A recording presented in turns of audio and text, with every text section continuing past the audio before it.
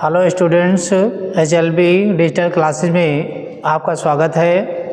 आइए कक्षा 10 की यूपी बोर्ड की वस्तुनिष्ठ प्रश्नों को तीसरे पार्ट में हम लेकर के आएंगे, जो कि बोर्ड की परीक्षा में बहुत ही महत्वपूर्ण है। आइए हम चलते हैं प्रश्न नंबर 1 पर।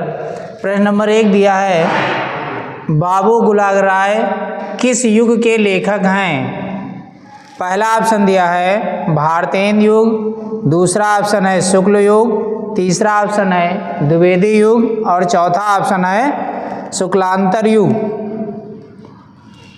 तो इन चारों ऑप्शनों में बाबू गुलाब राय द्विवेदी युग के लेखक हैं, यानी आपका सी ऑप्शन सही हो जाएगा। प्रश्नों के क्रम को आगे बढ़ाते हुए प्रश्न नंबर 2 पर पहुंचते हैं। दूसरा हमारा प्रश्न है, चिंतामणि किस विधा की रचना है? पहला ऑप्शन निबंध, दूसरा ऑप्शन कविता, तीसरा ऑप्शन नाटक और चौथा ऑप्शन कहानी। तो चिंतामणि विधा है निबंध है, जो कि आचार्य रामचंद्र शुक्ल का लिखा हुआ है, इसलिए आपके 2 नंबर क्वेश्चन में ए ऑप्शन आपका सही हो जाएगा। प्रश्नों के क्रम को आगे बढ़ाते हुए प्रश्न नंबर 3 पर पहुंचते हैं। तीसरा हमारा प्रश्न है, गबन किसकी रचना है? पहला ऑप्शन मुंशी प्रेमचंद, दूसरा ऑप्शन निराला, तीसरा ऑप्शन जयशंकर प्रसाद और चौथा ऑप्शन है हरिकृष्ण प्रेमी। तो गबन किसकी रचना है? वो रचना है मुंशी प्रेमचंद की, जो कि गबन उपन्यास है, मुंशी प्रेमचंद द्वारा लिखा गया है, इसलिए ऑप्शन में आपका ए ऑप्शन सही हो जाएगा। प्रश्नों के क्रम को आगे बढ़ाते हुए प्रश्न नंबर 4 पर पहुंचते हैं। चौथा हमारा प्रश्न है, शुक्ल युग की समयावधि है? पहला ऑप्शन है 1936 से 1943 तक, द्वितीय ऑप्शन है 1900 से 1918 तक, तीसरा ऑप्शन है 1919 से 1938 तक, डी है उपरोक्त में से कोई नहीं। तो शुक्ल युग की समयावधि है 1919 से लेकर के 1938 ईस्वी तक, यानी आपका सी ऑप्शन सही हो जाएगा। प्रश्नों के क्रम को आगे बढ़ाते हुए प्रश्न नंबर 5 पर पहुंचते हैं। 5वां प्रश्न हमारा दिया है, नीड़ का निर्माण फिर किस विधा की रचना है? पहला ऑप्शन जीवनी, बी ऑप्शन साक्षात्कार एवं भेंटवार्ता, सी ऑप्शन आत्मकथा, डी ऑप्शन रेखाचित्र। तो नीड़ का निर्माण फिर रचना हरिवंश राय बच्चन की है, जो कि किस विधा के अंतर्गत है? तो आपका तीसरा ऑप्शन है आत्मकथा, यानी आत्मकथा विधा की रचना है नीड़ का निर्माण फिर, इसलिए आपका सी ऑप्शन सही हो जाएगा। प्रश्नों के क्रम को आगे बढ़ाते हुए प्रश्न नंबर 6 पर पहुंचते हैं। 6वां हमारा प्रश्न दिया है, प्रिय प्रवास किस युग की रचना है? ए ऑप्शन प्रगतवादी युग की, बी ऑप्शन द्विवेदी युग की, सी ऑप्शन भारतेंदु युग की और डी ऑप्शन छायावादी युग की। तो प्रिय प्रवास द्विवेदी युग की रचना है, यानी आपका बी ऑप्शन सही हो जाएगा। और प्रिय प्रवास के लेखक हैं अयोध्या सिंह उपाध्याय हरिऔध। प्रश्नों के क्रम को आगे बढ़ाते हुए प्रश्न नंबर 7 पर पहुंचते हैं। 7वां हमारा प्रश्न है, मधुशाला किसकी रचना है? ए ऑप्शन रामधारी सिंह दिनकर की, बी ऑप्शन हरिवंश राय बच्चन की, सी ऑप्शन हरिऔध की और डी ऑप्शन सुमित्रा नंदन पंत की। तो मधुशाला रचना है हरिवंश राय बच्चन की, इनकी और भी रचनाएं हैं, मधुशाला, मधुबाला, मधुकलश, ये हरिवंश राय बच्चन की रचनाएं हैं, इसलिए आपका बी ऑप्शन सही हो जाएगा।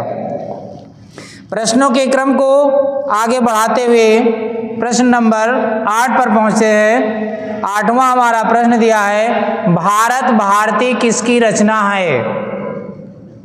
ऑप्शन में दिया है A option Siyaram Sharan Gupt, B option Jaishankar Prasad, C option Maithili Sharan Gupt और डी ऑप्शन है महादेवी वर्मा। तो भारत भारती के लेखक है मैथिली शरण गुप्त, यानी आपका सी ऑप्शन सही हो जाएगा। प्रश्नों के क्रम को आगे बढ़ाते हुए प्रश्न नंबर 9 पर पहुंचते हैं। 9वां हमारा प्रश्न है, आदिकाल का समय कब से कब तक है? ए ऑप्शन सन 743 ईस्वी से 1343 ईस्वी तक, बी ऑप्शन सन 1918 से 1936 तक, सी ऑप्शन है सन 1643 से 1843 तक, डी ऑप्शन है सन 1936 से 1943 तक। तो देखिए आदिकाल का समय है सन 743 ईस्वी से 1343 ईस्वी तक, यानी आपका ए ऑप्शन सही हो जाएगा। आदिकाल का दूसरा नाम वीरगाथा काल भी है, और वीरगाथा काल नाम क्यों पड़ा? अधिकतर लड़ाई झगड़े, एक दूसरे को पछाड़ने की प्रवृत्ति के कारण से इस युग का नाम, जो आदिकाल का दूसरा नाम है, वो वीरगाथा काल पड़ा है। प्रश्नों के क्रम को आगे बढ़ाते हुए प्रश्न नंबर 10 पर पहुंचते हैं। 10वां हमारा प्रश्न है, मतिराम किस युग के लेखक हैं? ए ऑप्शन आधुनिक काल, बी ऑप्शन भक्ति काल, सी ऑप्शन आदिकाल, डी ऑप्शन रीतिकाल। तो मतिराम रीतिकाल के कवि हैं, जो कि आपका डी ऑप्शन सही हो जाएगा। अब देखिए रीतिकाल का दूसरा नाम क्या है? उत्तर मध्यकाल और रीतिकाल, यानी रीतिकाल का दूसरा नाम उत्तर मध्यकाल है। प्रश्नों के क्रम को आगे बढ़ाते हुए प्रश्न नंबर 11 पर पहुंचते हैं। 11वां हमारा प्रश्न है, हास्य रस का अस्थाई भाव है। ए ऑप्शन शोक, बी ऑप्शन हास, सी ऑप्शन रति और डी ऑप्शन निर्वेद। तो हास्य रस का अस्थाई भाव है हास।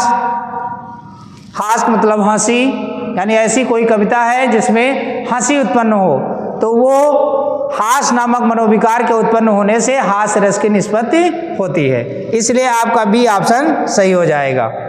प्रश्नों के क्रम को आगे बढ़ाते हुए प्रश्न नंबर 12 पर पहुंचते हैं। 12वां हमारा प्रश्न है, सोहत ओढ़े पीत पट श्याम सलोनी गात, मनो नील मंड शैल पर आतप पर्यो प्रकाश। तो इसमें 4 ऑप्शन दिए गए हैं। ए ऑप्शन है उपमा अलंकार, बी ऑप्शन रूपक अलंकार, सी ऑप्शन उत्प्रेक्षा अलंकार और डी ऑप्शन है श्लेष अलंकार। तो देखिए यहाँ पर उत्प्रेक्षा अलंकार होगा, यानी आपका सी ऑप्शन सही हो जाएगा। उत्प्रेक्षा अलंकार की परिभाषा क्या है? जहाँ उपमेय में उपमान की संभावना की जाए वहाँ उत्प्रेक्षा अलंकार होता है, इसलिए आपका सी ऑप्शन सही हो जाएगा। प्रश्नों के क्रम को आगे बढ़ाते हुए प्रश्न नंबर 13 पर पहुँचते हैं। 13 प्रश्न है, रोला छंद में कुल कितने चरण होते हैं? तो पहला ऑप्शन दिया है 3, बी ऑप्शन 2, सी ऑप्शन 5 और डी ऑप्शन 4। तो रोला छंद में कुल 4 चरण होते हैं, इसलिए आपका डी ऑप्शन सही हो जाएगा। रोला छंद में प्रत्येक चरण में 24 मात्राएं होती हैं, अंत में यति भी होती है। प्रश्नों के क्रम को आगे बढ़ाते हुए प्रश्न नंबर 14 पर पहुंचते हैं। 14वां हमारा प्रश्न है, आकर्षण शब्द में किस उपसर्ग का प्रयोग किया गया है? ए ऑप्शन बी ऑप्शन मान, सी ऑप्शन अक और डी ऑप्शन बड़ा आ। तो देखिए आपका शब्द जो है वो कर्षण है, और कर्षण में बड़ा आ उपसर्ग लगाने से शब्द क्या हो गया? आकर्षण, इसलिए आपका डी ऑप्शन सही हो जाएगा। प्रश्नों के क्रम को आगे बढ़ाते हुए प्रश्न नंबर 15 पर पहुंचते हैं। 15वां हमारा प्रश्न है, प्रत्यय के कितने भेद हैं? A option 2, B option 6, C option 5, D option 3। तो प्रत्यय के दो भेद होते हैं, जो कि आपका पहला ऑप्शन सही हो जाएगा ए। पहला है कृदंत प्रत्यय और दूसरा है तद्धित प्रत्यय, इसलिए दो प्रत्यय होते हैं। प्रश्नों के क्रम को आगे बढ़ाते हुए प्रश्न नंबर 16 पर पहुंचते हैं। 16वां हमारा प्रश्न है पीताम्बर में कौन सा समास है? ए ऑप्शन कर्मधारय समास, बी ऑप्शन बहुब्रीहि समास, सी ऑप्शन द्वंद्व समास, डी ऑप्शन तत्पुरुष समास। तो पीताम्बर में कौन सा समास है? पीताम्बर में बहुब्रीहि समास होगा, यानी आपका बी ऑप्शन सही हो जाएगा।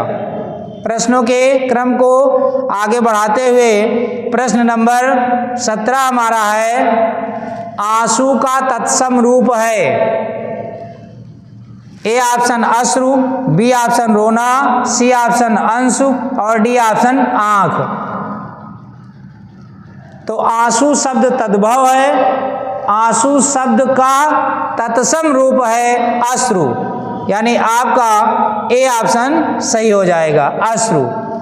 प्रश्नों के क्रम को आगे बढ़ाते हुए प्रश्न नंबर 18 पर पहुंचते हैं। 18वां हमारा प्रश्न है, यण संधि का सूत्र है। नंबर ए ऑप्शन आदि गुण, नंबर बी ऑप्शन इकोरच, नंबर 3 आकाशवर्णे दीर्घा, बी ऑप्शन वृद्धिरच। तो यण संधि का सूत्र है इको यणच, जो कि आपका बी ऑप्शन सही हो जाएगा। प्रश्नों के क्रम को आगे बढ़ाते हुए प्रश्न नंबर 19 पर पहुंचते हैं। 19वां हमारा प्रश्न है, फलस्य शब्द की विभक्ति एवं वचन है। पहला ऑप्शन है षष्ठी विभक्ति एक वचन, दूसरा ऑप्शन है षष्ठी विभक्ति बहुवचन, तीसरा ऑप्शन है षष्ठी विभक्ति द्विवचन, डी ऑप्शन है चतुर्थी विभक्ति बहुवचन। इसलिए आपका फलस्य शब्द जो है वो षष्ठी विभक्ति एक वचन हो जाएगा, ए ऑप्शन आपका सही होगा। प्रश्नों के क्रम को आगे बढ़ाते हुए प्रश्न नंबर 20 दिया है, अपठत धातु का पुरुष एवं वचन है। ए ऑप्शन प्रथम पुरुष द्विवचन, बी ऑप्शन उत्तम पुरुष बहुवचन, सी ऑप्शन प्रथम पुरुष एक वचन, डी ऑप्शन मध्यम पुरुष द्विवचन। तो अपठत धातु का पुरुष एवं वचन है प्रथम पुरुष एक वचन, यानी आपका सी ऑप्शन सही होगा।